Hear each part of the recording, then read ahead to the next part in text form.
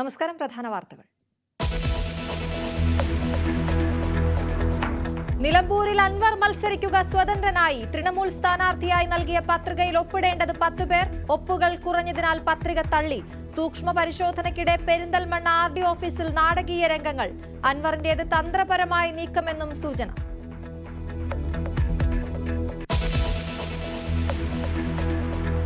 വിവാദങ്ങൾക്കൊടുവിൽ Aryadan ഷൌക്കത്തിനായി പ്രചാരണത്തിനെത്തിയ Abbas Ali Thangal. UDF-ലെ ഭിന്നത മറനീക്കിയെന്ന ആരോപണവുമായി LDF. ആശയക്കുഴപ്പമോ അതൃപ്തിയോ ഇല്ലെന്ന് കോൺഗ്രസ്.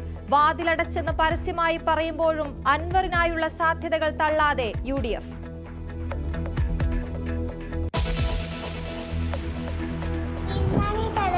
എവിടെ? അംഗനവാടിയിൽ എന്തോ വേണ്ടേ?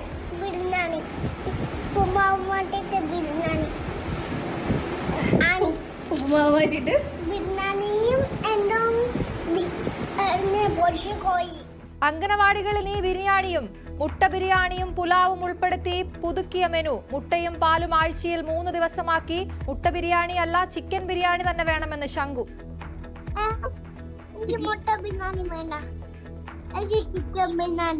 ബിരിയാണി മതി.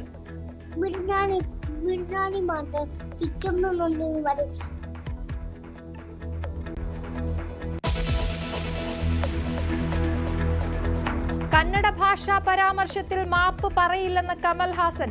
നടൻ ഈഗോ എന്ന് കർണാടക കോടതി. മാപ്പെന്ന ഒറ്റവാക്കിൽ എല്ലാം അവസാനിപ്പിക്കാമെന്നും ഹൈക്കോടതി.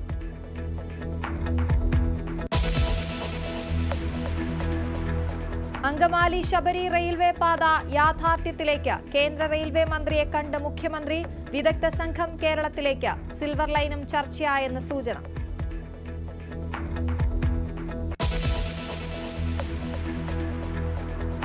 രാജ്യത്ത് കോവിഡ് രോഗികൾ കൂടുതൽ. കേരളത്തിൽ 4 വർഷത്തിന് ശേഷം സംസ്ഥാനത്ത് വീണ്ടും ജാഗ്രതാ നിർദ്ദേശം. പൊതു ഇടങ്ങളിൽ മാസ്ക് ഉപയോഗിക്കണം. പുതിയ വകഭേദത്തിന് തീവ്രത കുറവ്, വ്യാപനശേഷി കൂടുതൽ.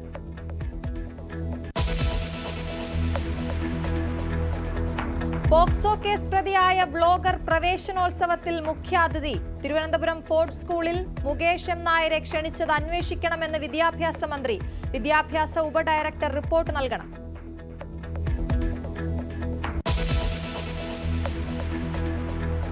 കർണാടകത്തിൽ വൻ ബാങ്ക് കവർച്ച. കാനറ ബാങ്കിന്റെ മൺഗോളി ശാഖയിൽ നിന്ന് 59 കിലോ സ്വർണവും 5.5 ലക്ഷം രൂപയും കവർന്നു. മോഷണ വിവരം അറിയുന്നത് ഒരാഴ്ചയ്ക്ക് ശേഷം.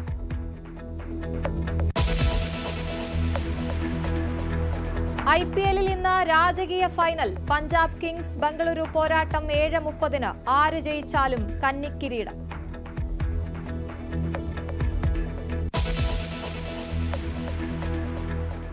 നിലമ്പൂരിൽ പോരാട്ടം മുറുകുന്നു.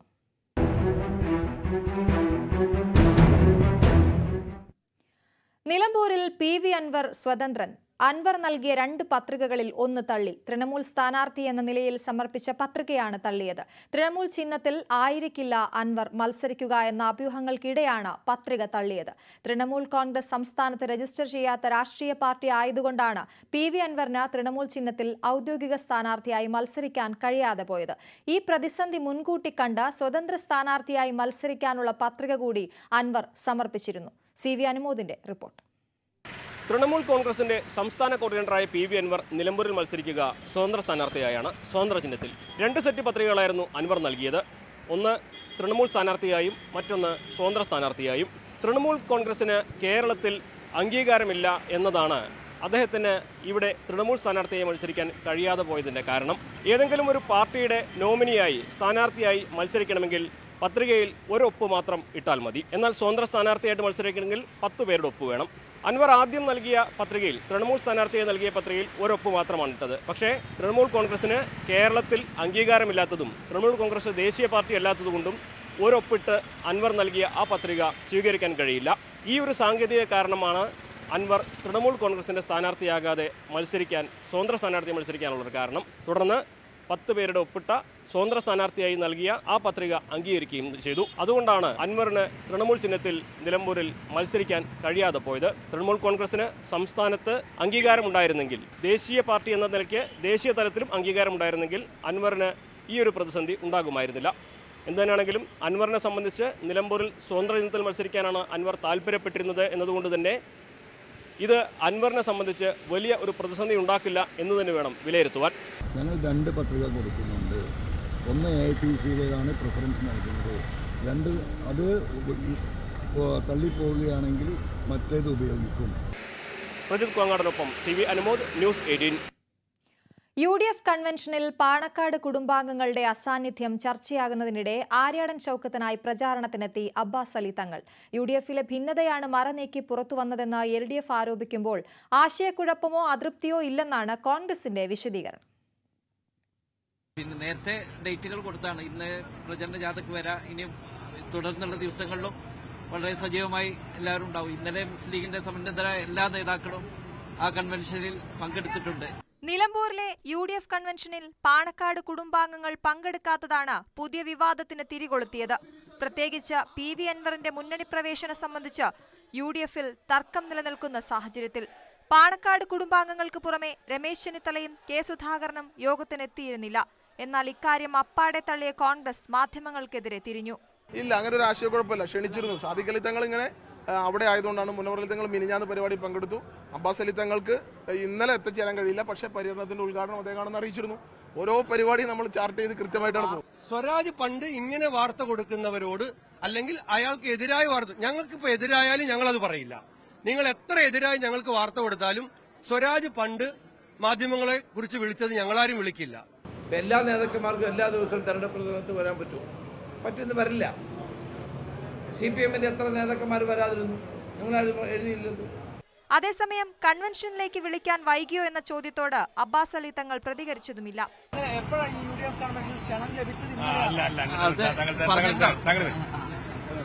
ലീഗ് വിട്ടുനിന്നതോടെ UDF-ൽ ഭിന്നതയെന്ന പ്രചരണം ആയുധമാക്കുകയാണ് CPM. അവരെ അറിയിക്കാതെ ഒരു തെരഞ്ഞെടുപ്പ് കൺവെൻഷൻ നടത്തുക, അത് അപ്രധാനമായിട്ട് തള്ളുക എന്ന് പറഞ്ഞാൽ അവരുടെ ഭിന്നിപ്പാണ്. യഥാർത്ഥത്തിൽ ഈ സ്ഥാനാർത്ഥിയോടുള്ള അതൃപ്തിയാണ് അവർ പ്രകടിപ്പിക്കുന്നത്. അത് താഴെ തട്ടിൽ വരെ ഉണ്ട്. ന്യൂസ് 18 മലപ്പുറം. പ്രതിപക്ഷ നേതാവിനെതിരെ കടുത്ത വിമർശനം തുടരുമ്പോഴും PV അൻവറിനെ തൊടാതെ UDF നേതാക്കൾ. അൻവറിനെ പരാമർശിക്കാതെ LDF-മായി നേരിട്ടുള്ള മത്സരമെന്ന പ്രതീതിയുണ്ടാക്കുകയാണ് UDF ലക്ഷ്യം. അൻവറിന് മുൻപിൽ ഇപ്പോഴും UDF വാതിൽ പൂർണ്ണമായി അടയ്ക്കുന്നുമില്ല. തെരഞ്ഞെടുപ്പ് പ്രഖ്യാപിച്ച് 10 ദിവസം പിന്നിടുമ്പോഴും അൻവറിൽ ചുറ്റിത്തിരിയുകയാണ് നിലമ്പൂരിൽ UDF. ആദ്യം സ്ഥാനാർത്ഥിയെ പ്രഖ്യാപിച്ചത് ഒഴിച്ചു നിർത്തിയാൽ മറ്റു വിഷയങ്ങളിലേക്ക് പ്രചാരണം കേന്ദ്രീകരിക്കാൻ UDF-നായിട്ടില്ല. പ്രത്യേകിച്ച് സർക്കാരിനും മുഖ്യമന്ത്രി പിണറായി വിജയനുമെതിരെ. എന്നാൽ UDF പ്രചാരണത്തിന്റെ ഫോക്കസ് മാറ്റുന്നുവെന്ന് സൂചിപ്പിക്കുന്നതായിരുന്നു ഇന്നലെ നിലമ്പൂരിൽ നടന്ന തെരഞ്ഞെടുപ്പ് കൺവെൻഷൻ. അൻവറിന്റെ പേര് ഒരിടത്തും പരാമർശിക്കാതിരുന്ന AICC ജനറൽ സെക്രട്ടറി KC വേണുഗോപാലിന്റെ മുഖ്യ വിമർശനം മുഖ്യമന്ത്രിക്കെതിരെയായിരുന്നു. ലക്ഷ്യം പോര് LDF-ഉം UDF-ഉം തമ്മിലാക്കി നിലനിർത്തുക, അൻവർ ഒരു ഘടകമേ അല്ലെന്ന പ്രതീതിയുണ്ടാക്കുക. ഐക്യജനാധിപത്യ മുന്നണിയും അതുപോലെ LDF-ഉം തമ്മിലുള്ള പോരാട്ടമാണ് ഇവിടെ നടക്കുന്നത്. ഈ പോരാട്ടത്തിൽ വഴിതിരിച്ചുവിടാൻ ആരെങ്കിലുമൊക്കെ ശ്രമിക്കുന്നുണ്ടെങ്കിൽ അവരോട് എനിക്ക് പറയാനുള്ളത് അതൊന്നുമല്ല. ഇവിടുത്തെ ജനങ്ങളുടെ പ്രധാന പ്രശ്നം ഇടതുപക്ഷ മുന്നണിയുടെ ദുർഭരണത്തെ അവസാനിപ്പിക്കാൻ വേണ്ടിയുള്ള ശ്രമം നടത്തുക എന്നതാണ്. അതിന് നിലമ്പൂരിലെ ജനങ്ങൾ ഒറ്റക്കെട്ടായി നിൽക്കുമെന്നുള്ള കാര്യത്തിൽ സംശയമില്ല. അൻവർ അടഞ്ഞ അധ്യായമെന്ന് പറയുമ്പോഴും വാതിലുകൾ ഇപ്പോഴും പൂർണ്ണമായി കോൺഗ്രസ് അടയ്ക്കുന്നില്ല. അത് സൂചിപ്പിക്കുന്നതായിരുന്നു DCC അധ്യക്ഷൻ VS ജോയിയുടെ പ്രതികരണം. ആ നിർണയ ശ്രമങ്ങളൊക്കെ നടന്നിരുന്നു. എല്ലാവരും നടത്തിയിരുന്നു. ഒരുമിച്ചാണ് നടത്തിയത്. അത് നടക്കുന്നുണ്ട്. അത് തെരഞ്ഞെടുപ്പിന്റെ അവസാനം വരെ ഉണ്ടാവുമല്ലോ. എല്ലാവരും ഉൾക്കൊണ്ട് എല്ലാവരുടെ വോട്ടും വാങ്ങാൻ എല്ലാ തരത്തിലുള്ള അനുനയം. അങ്ങനെയൊന്നുമില്ല, അങ്ങനെ പറഞ്ഞില്ലല്ലോ. തൃണമൂലിന്റെ പേരിലുള്ള പത്രിക തള്ളിച്ചുകൊണ്ട് അൻവറും ഇത്തരമൊരു പ്രതീതിയാണ് നൽകുന്നത്. ന്യൂസ് 18 നിലമ്പൂർ. അൻവറുമായി ഇനി ഒരു ചർച്ചയുമില്ലെന്ന് രമേശ് ചെന്നിത്തല. ഇനി ചർച്ച ജനങ്ങളുമായി മാത്രം. നിലമ്പൂർ തെരഞ്ഞെടുപ്പിൽ അൻവർ ഒരു ഘടകമല്ലെന്നും ജില്ലാ നേതാക്കൾ പറഞ്ഞത് എന്താണെന്ന് അറിയില്ലെന്നും ചെന്നിത്തല പറഞ്ഞു. ഞങ്ങൾ അതുകൊണ്ട് അങ്ങനെ കാണുന്നില്ലാത്തതുകൊണ്ടല്ലേ അതിനെപ്പറ്റി ഒന്നും പറയാത്തേ. ഒരു ഘടകമാണെന്ന് ഞങ്ങൾ വിശ്വസിക്കുന്നില്ല. ഇനി ഒരു സാധ്യതയില്ല, ഇനി ഒരു ചർച്ചയില്ല. ഇനി ജനങ്ങളുമായിട്ട് മാത്രമേ ചർച്ച കൂടിയാണ്. ഞാൻ ചർച്ചയിൽ ഉണ്ടായിരുന്ന ഒരാളാണ്. ഞങ്ങളാരും ഇനി ഒരു ചർച്ചയ്ക്കില്ല. അതിന്റെ സമയം കഴിഞ്ഞു പോയി. KC വേണുഗോപാൽ ഉന്നയിച്ച ആരോപണങ്ങൾക്ക് മറുപടി പറയാൻ CPM-ന് കഴിഞ്ഞില്ലെന്ന് KPCC president Sunny Joseph. KC വേണുഗോപാലിനെ ഒറ്റതിരിഞ്ഞ് ആക്രമിക്കാൻ അനുവദിക്കില്ലെന്നും സണ്ണി ജോസഫ് പറഞ്ഞു. AICCയുടെ സംഘടനാ ചുമതലയുള്ള general secretary Shri KC Venugopal MP ഉന്നയിച്ച പ്രധാനപ്പെട്ട വിഷയങ്ങൾക്കൊന്നും മറുപടി പറയാൻ LDFനോ CPM നേതൃത്വത്തിനോ കഴിഞ്ഞിട്ടില്ല. 10,000-ൽ കുറയാത്ത വോട്ടുകൾക്ക് നിലമ്പൂരിൽ UDF വിജയിക്കുമെന്ന് K മുരളീധരൻ. അൻവറിന്റെ കാര്യം ചിന്തിക്കുന്നില്ല. മുഖ്യമന്ത്രിക്കെതിരെയുള്ള KC വേണുഗോപാലിന്റെ വിമർശനത്തിൽ ആകെ രംഗത്ത് വന്നത് മരുമകൻ റിയാസ് മാത്രം. MA ബേബിയും MV ഗോവിന്ദനും പോലും പ്രതികരിച്ചില്ല. മുഖ്യമന്ത്രി LDFലും CPMലും ഒറ്റപ്പെടുന്നുവെന്നും മുരളീധരൻ പറഞ്ഞു. ഞങ്ങൾക്ക് നല്ല കോൺഫിഡൻസ് ഇത്തവണയുണ്ട്. ഇന്നലെ മുഖ്യമന്ത്രിയെക്കുറിച്ച് KC വേണുഗോപാൽ ഒരു അഭിപ്രായം പറഞ്ഞപ്പോൾ അദ്ദേഹത്തിനെ പ്രതിരോധിക്കാനാകെ മരുമകൻ മാത്രമേ രംഗത്തുള്ളൂ. പാർട്ടി സെക്രട്ടറിയോ അഖിലേന്ത്യാ ജനറൽ സെക്രട്ടറി ഒരു വാചകം പോലും പറഞ്ഞിട്ടില്ല. അപ്പോൾ മറ്റു വാർത്തകളിലേക്ക്. അങ്കണവാടികളിലെ ഭക്ഷണത്തിൽ ഇനി ബിരിയാണിയും. ഉപ്പുമാവിന് പകരം ബിരിയാണി വേണമെന്ന് ശംഖു എന്ന കുട്ടി ആരോഗ്യമന്ത്രിയോട് പറഞ്ഞത് വൈറലായിരുന്നു. ബിരിയാണിയും പുലാവും അടക്കം ഉൾപ്പെടുത്തി അങ്കണവാടി കുട്ടികൾക്കുള്ള ഭക്ഷണ മെനു സർക്കാർ പരിഷ്കരിച്ചു. എവിടെ? അംഗനവാടിയിൽ എന്തോ വേണ്ടേ? ബിരിയാണി, ഉപ്പുമാവ് മാറ്റിട്ട് ബിരിയാണിയും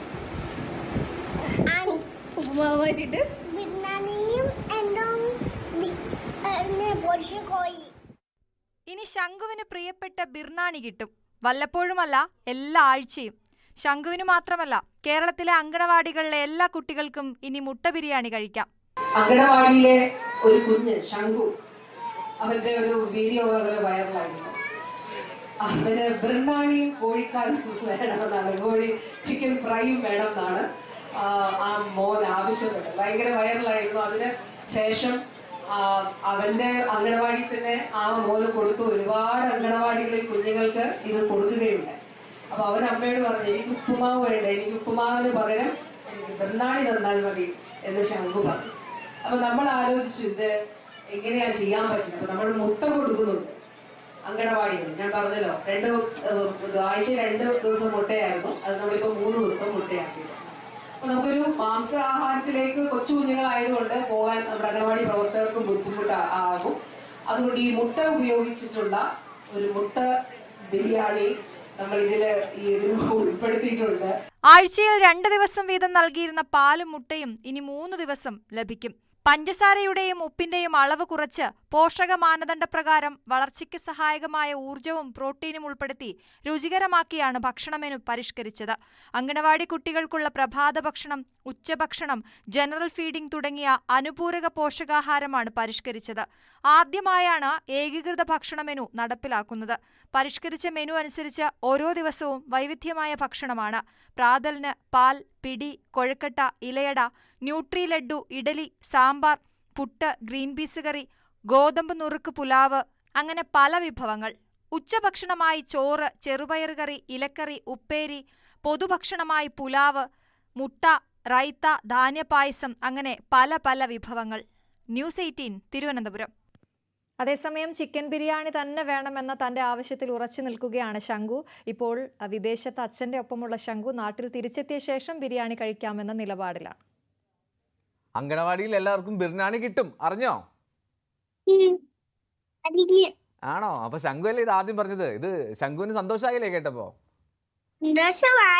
ആ, എന്തായാലും ശംഖു ചിക്കൻ ബിരിയാണി അല്ല കേട്ടോ, മുട്ട ബിരിയാണിയാണ്.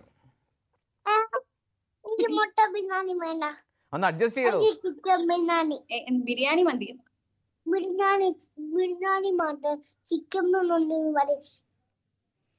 കന്നഡ ഭാഷയെ അപമാനിച്ചെന്ന കേസിൽ മാപ്പ് പറയില്ലെന്ന നടൻ കമൽ ഹാസൻ. സിനിമയുടെ റിലീസ് വേണമെങ്കിൽ മാറ്റിവെക്കാമെന്ന് അഭിഭാഷകൻ കോടതിയിൽ വ്യക്തമാക്കി. അതേസമയം കമൽ ഹാസൻ നിരുപാധികം മാപ്പ് പറയണമെന്ന് കർണാടക ഹൈക്കോടതി ആവശ്യപ്പെട്ടു. നടന് ഈഗോയാണെന്നും കോടതി വിമർശിച്ചു. മാപ്പ് പരസ്യമാക്കിയാൽ മാത്രം സിനിമയുടെ റിലീസിന് സുരക്ഷ നൽകണമെന്ന ആവശ്യം പരിഗണിക്കാമെന്നും കോടതി വ്യക്തമാക്കി. ജസ്റ്റിസ് നാഗപ്രസന്ന അധ്യക്ഷനായ ബെഞ്ചിന്റേതാണ് ഉത്തരവ്. തന്റെ പരാമർശം തെറ്റിദ്ധരിക്കപ്പെട്ടതിൽ ഖേദമുണ്ടെന്നും ചൂണ്ടിക്കാട്ടി കർണാടക ഫിലിം ചേംബറിന് താരം കമൽ ഹാസൻ മറുപടി നൽകി. കേരളത്തിന്റെ റെയിൽവേ ആവശ്യങ്ങൾ ഉന്നയിച്ച മുഖ്യമന്ത്രി പിണറായി വിജയൻ കേന്ദ്ര റെയിൽവേ മന്ത്രി അശ്വിനി വൈഷ്ണവിനെ കണ്ടു. സംസ്ഥാനത്തെ നിർദ്ദിഷ്ട 3-ാം പാതകളുടെ പൂർത്തീകരണം വേഗത്തിലാക്കണമെന്നും അവശേഷിക്കുന്ന പാത ഇരട്ടിപ്പിക്കലുകൾ വേഗത്തിലാക്കണമെന്ന ആവശ്യവും മുഖ്യമന്ത്രി ഉന്നയിച്ചു.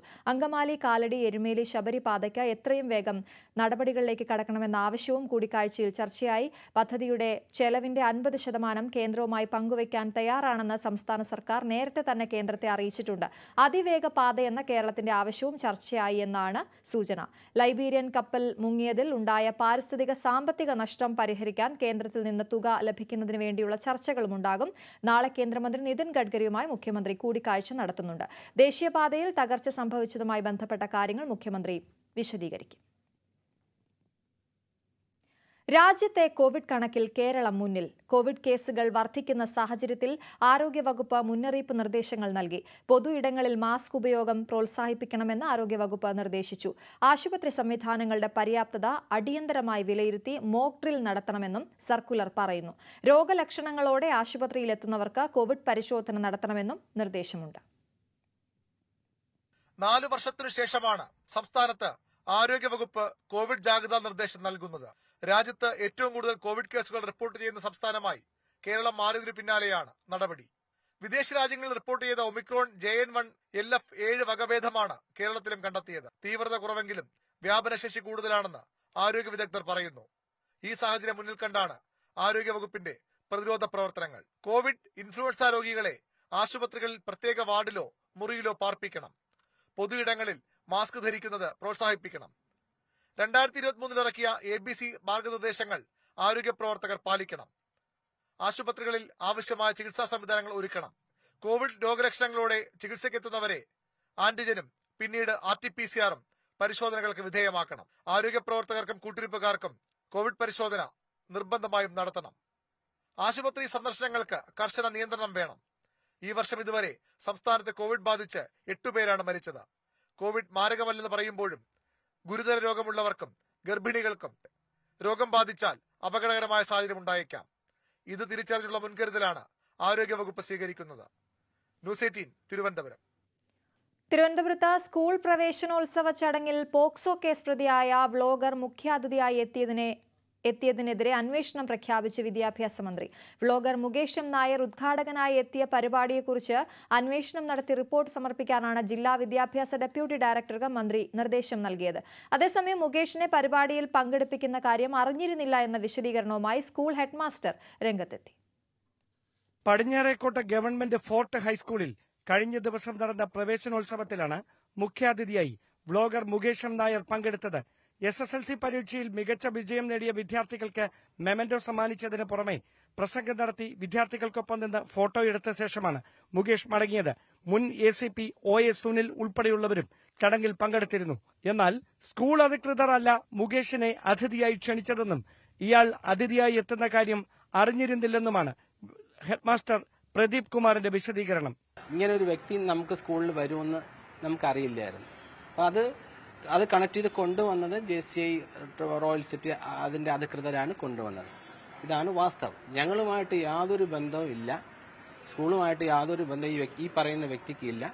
ഞങ്ങൾക്ക് ആ കൂടെ ബന്ധമുള്ള ഈ സ്ഥിരമായിട്ട് നമുക്ക് കുട്ടികൾക്ക് പഠനോപകരണങ്ങൾ നൽകിക്കൊണ്ടിരിക്കുന്ന JCI റോയൽ സിറ്റിയുമായിട്ട് മാത്രമേ ഉള്ളൂ. ഞങ്ങൾ ഒരു ഫോട്ടോവും വെച്ചടിച്ചിട്ടില്ല.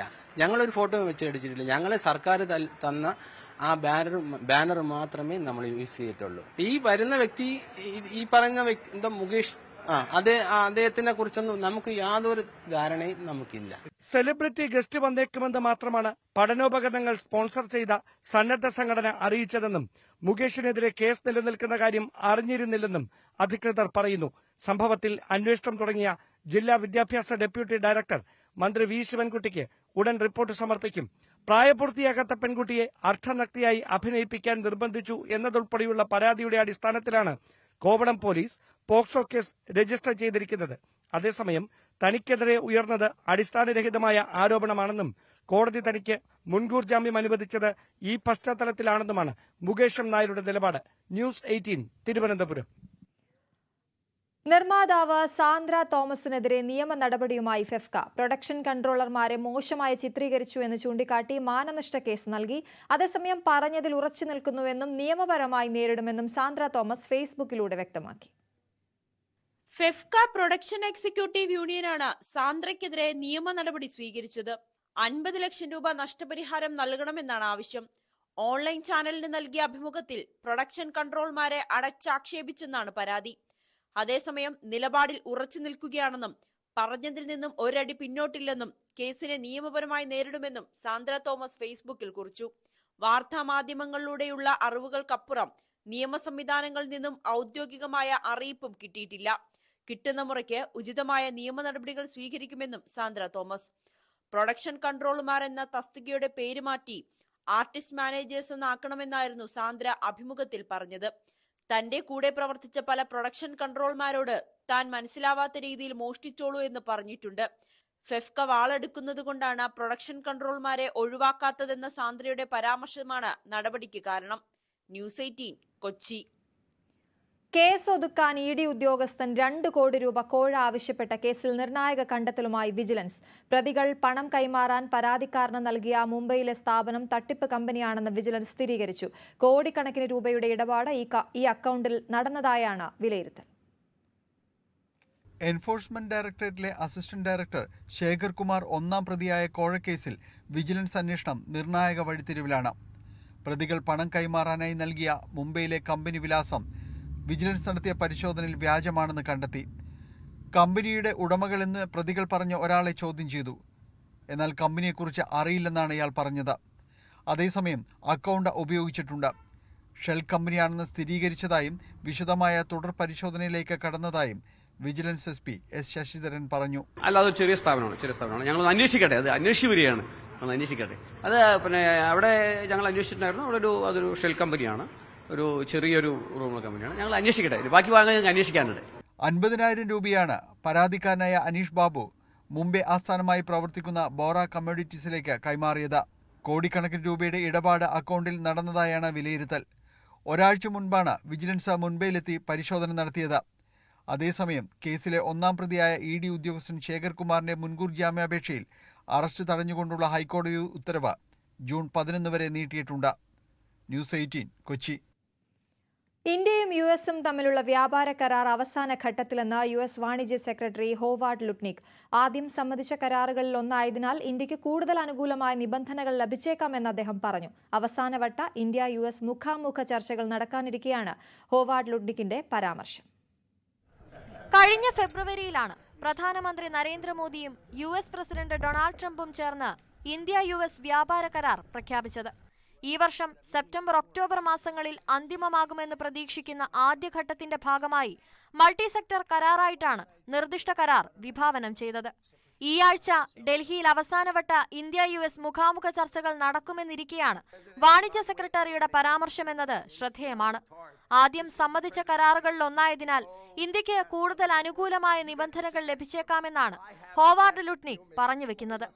ഇരു രാജ്യങ്ങളും തമ്മിലുള്ള വ്യാപാരം ഗണ്യമായി വികസിപ്പിക്കുന്നതിനുള്ള ഉഭയകക്ഷി കരാർ അന്തിമമാക്കുന്നതിനായി സജീവമായി പ്രവർത്തിക്കുന്നുണ്ടെന്ന് ഇന്ത്യയും വ്യക്തമാക്കിയിട്ടുണ്ട്. അതേസമയം ഇടക്കാല കരാറിനെ കുറിച്ചുള്ള ചർച്ചകൾ മുന്നോട്ട് കൊണ്ടുപോകുന്നതിനായി US-ൽ നിന്നുള്ള ഒരു പ്രതിനിധി സംഘം നിലവിൽ ഇന്ത്യ സന്ദർശിക്കുന്നുണ്ട്. കഴിഞ്ഞ മാസം വ്യാപാര ചർച്ചകൾക്ക് കൂടുതൽ ഊർജം പകരുന്നതിനായി വാണിജ്യമന്ത്രി പീയൂഷ് ഗോയലും അടുത്തിടെ വാഷിംഗ്ടൺ സന്ദർശിച്ചിരുന്നു. ഇരു രാജ്യങ്ങളും ഒരുമിച്ച് പ്രവർത്തിക്കാൻ പ്രതിജ്ഞാബദ്ധരാണെന്നും പരസ്പരമുള്ള വ്യാപാരങ്ങൾക്ക് മുൻഗണന നൽകാൻ ഇരു രാജ്യങ്ങളും ആഗ്രഹിക്കുന്നുവെന്നും പീയൂഷ് ഗോയൽ പറഞ്ഞിരുന്നു. നിലവിലെ $191 ബില്യൺ നിന്ന് 2030 ആകുമ്പോഴേക്കും ഉഭയകക്ഷി വ്യാപാരം $500 ബില്യൺ ഇരട്ടിയാക്കുക എന്നതാണ് കരാറിന്റെ ലക്ഷ്യം. News desk news 18. ദേശീയപാത നിർമ്മാണത്തിനായി കാസർഗോഡ് ചാലിങ്കാലിൽ അനുമതിയില്ലാതെ കരാർ കമ്പനി നടത്തിയ മണ്ണെടുപ്പിനെതിരെ നാട്ടുകാരുടെ പ്രതിഷേധം. 2.5 ഏക്കറോളം വരുന്ന സ്ഥലത്ത് നടത്തിയ മണ്ണെടുപ്പിന്റെ കാഴ്ചകൾ ഞെട്ടിക്കുന്നതാണ്. ദേശീയപാതയിൽ പെരിയ ചാലിങ്കാലിൽ സ്റ്റോക്ക് യാർഡിനായി അനുവദിച്ച സ്ഥലത്തിന്റെ മറവിലാണ് 2.5 ഏക്കറോളം വരുന്ന പ്രദേശത്തു നിന്ന് കരാർ കമ്പനിയുടെ വൻതോതിലുള്ള മണലെടുപ്പ്. റവന്യൂ ജിയോളജി വകുപ്പുകളുടെ അനുമതിയില്ലാതെ നടത്തിയ മണലെടുപ്പ് കാരണം മഴ ശക്തമായതോടെ പ്രദേശത്ത് കടുത്ത പാരിസ്ഥിതിക പ്രശ്നങ്ങൾ നേരിടുകയാണ്. പല വീടുകളുടെയും തറ വരെ വെള്ളം ഉയർന്നപ്പോൾ നാട്ടുകാർ നടത്തിയ പരിശോധനയിലാണ് ഈ ഞെട്ടിക്കുന്ന കാഴ്ച കണ്ടത്. സ്ഥലത്ത് 20 അടിയിലധികം താഴ്ചയുള്ളതായി നാട്ടുകാർ പറയുന്നു. ഇത് ഈ ഹൈവേ റോഡിൻ്റെ തൊട്ട് അടുത്താണ്. മൺകൂണുകളൊക്കെ ഉണ്ടാക്കി ഇതിനെ മറച്ചു വെച്ചുകൊണ്ട് പുറത്തുനിന്ന് ഒരാൾക്കും ശ്രദ്ധിക്കാൻ പറ്റാത്ത രീതിയിൽ അവരാദ്യം മറച്ചു വെച്ചുകൊണ്ട് പിന്നീട് ഇവിടെ ഇത്തരത്തിലുള്ള കുഴികൾ ഉണ്ടാക്കി ഇവിടുന്ന് രാത്രി കാലങ്ങളിലൊക്കെയാണ് മണ്ണ് കടത്താറുള്ളത്. ഇപ്പോൾ പകൽ സമയത്ത് വണ്ടികൾ വന്ന് പല സ്ഥലങ്ങളിലുള്ള വേസ്റ്റുകളൊക്കെ കൊണ്ടുപോയി നിറക്കുകയാണ്. യാതൊരു കാരണവശാലും മെഗാ കൺസ്ട്രക്ഷൻ കമ്പനിക്ക് ഇത്തരത്തിലുള്ള ഒരു രീതിയിൽ മുമ്പോട്ട് പോകാൻ വേണ്ടി പറ്റില്ല. ഇന്നു മുതൽ ഞങ്ങൾ ഇവിടുത്തെ വർക്ക് നിർത്തിവെക്കുന്നതിന് വേണ്ടിയുള്ള വലിയ രീതിയിലുള്ള പ്രതിഷേധം ഇന്ന് രാത്രി മുതൽ നാട്ടുകാരുടെ കെയർ ഓഫിൽ ഇവിടെ ഉണ്ടാവും. ഏതു നിമിഷവും പൊട്ടി ഒഴുകാവുന്ന വൻ വെള്ളക്കെട്ട് ദേശീയപാതയിൽ നിന്ന് കേവലം 100 മീറ്റർ അകലെയാണ് രൂപപ്പെട്ടത്. വിവരമറിഞ്ഞ് പരിശോധനയ്ക്കെത്തിയ റവന്യൂ വകുപ്പ് ഉദ്യോഗസ്ഥർക്ക് നേരെയും നാട്ടുകാരുടെ പ്രതിഷേധമുണ്ടായി.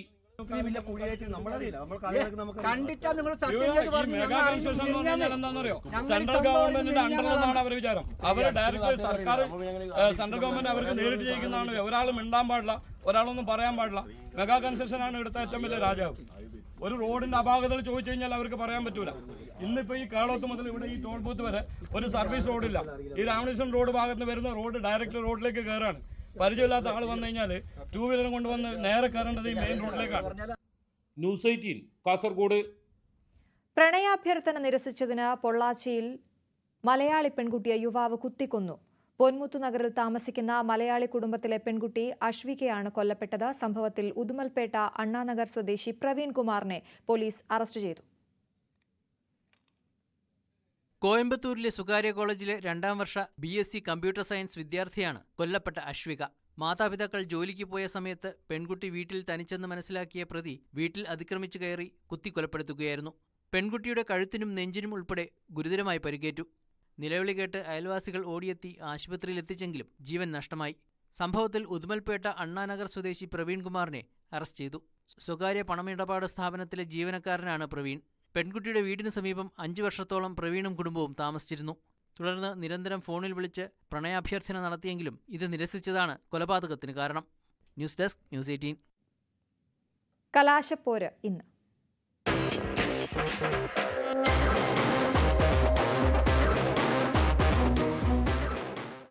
IPL 18ാം സീസണിൽ ഇന്ന് കലാശപ്പോരാട്ടം. 4ാം ഫൈനൽ കളിക്കുന്ന റോയൽ ചലഞ്ചേഴ്സ് ബാംഗ്ലൂരും 2ാം IPL ഫൈനൽ കളിക്കുന്ന കിങ്സ് 11-ഉമാണ് കന്നിക്കിരീടം തേടിയിറങ്ങുന്നത്. അഹമ്മദാബാദിൽ മഴ ഭീഷണി ഉണ്ടെങ്കിലും ഫൈനലിന് റിസർവ് ദിനമുള്ളതിനാൽ ചാമ്പ്യൻ ടീമിനെ കണ്ടെത്തുക പ്രയാസകരമല്ല. 7:30-ക്കാണ് ഫൈനൽ.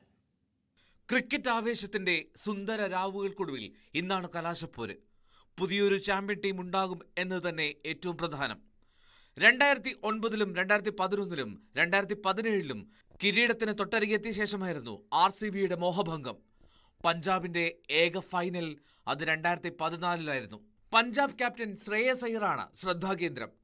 3ാം തവണയാണ് ശ്രേയസ് IPL ഫൈനലിൽ ടീമിനെ നയിക്കുന്നത്. 2020-ൽ ഡൽഹിയും കഴിഞ്ഞ സീസണിൽ കൊൽക്കത്തയും ഇത്തവണ പഞ്ചാബും അയ്യറുടെ ശ്രേയസിൽ ഫൈനലിലെത്തി. ലീഗ് ഘട്ടത്തിൽ ഏറ്റവും മികവ് കാട്ടിയ 2 ടീമുകളാണ് ഫൈനലിൽ ഏറ്റുമുട്ടുന്നത്. 1ാം സ്ഥാനക്കാരായ പഞ്ചാബിന് അതുകൊണ്ട് തന്നെ മഴയെ പേടിക്കാതെ ഫൈനൽ കളിക്കാം. റിസർവ് ദിനവും മഴ കൊണ്ടുപോയാൽ കിങ്സ് ആയിരിക്കും 2025-ലെ ചാമ്പ്യന്മാർ. പഞ്ചാബിനെ തോൽപ്പിച്ചതിന്റെ ആത്മവിശ്വാസമുണ്ട് RCBക്ക്. എലിമിനേറ്റർ കളിച്ചെത്തിയ മുംബൈക്കെതിരെ കൂറ്റൻ വിജയലക്ഷ്യം പിന്തുടർന്ന് ജയിച്ചതിന്റെ സന്തോഷത്തിലാണ് പഞ്ചാബ് കിങ്സ്. അഹമ്മദാബാദിലെ 8 മത്സരങ്ങളിൽ 6 ആദ്യം ബാറ്റ് ചെയ്ത ടീമിനായിരുന്നു ജയം. അപവാദമായത് മുംബൈക്കെതിരെ പഞ്ചാബ് നേടിയ വിജയമാണ്. ടോസ് നേടിയാൽ ഇന്നും പഞ്ചാബ് എതിരാളികളെ ബാറ്റിംഗ് അയക്കാനാണ് സാധ്യത. ചേസിംഗിൽ RCBയും കരുത്തരാണ്. 2ാമത് ബാറ്റ് ചെയ്ത 7 മത്സരങ്ങളിൽ 6-ലും റോയൽ ചലഞ്ചേഴ്സ് ജയിച്ചു. പേസ് ബോളിംഗിലാണ് പഞ്ചാബിന് മികവ് കണ്ടെത്തേണ്ടത്. ഒപ്പത്തിനൊപ്പമാണ് മുൻകാല പോരാട്ടങ്ങളിൽ RCBയും പഞ്ചാബ് കിങ്സും. 36 മത്സരങ്ങളിൽ പരസ്പരം ഏറ്റുമുട്ടിയപ്പോൾ 18 തവണ വീതം 2 ടീമും ജയിച്ചു. Sports desk news 18.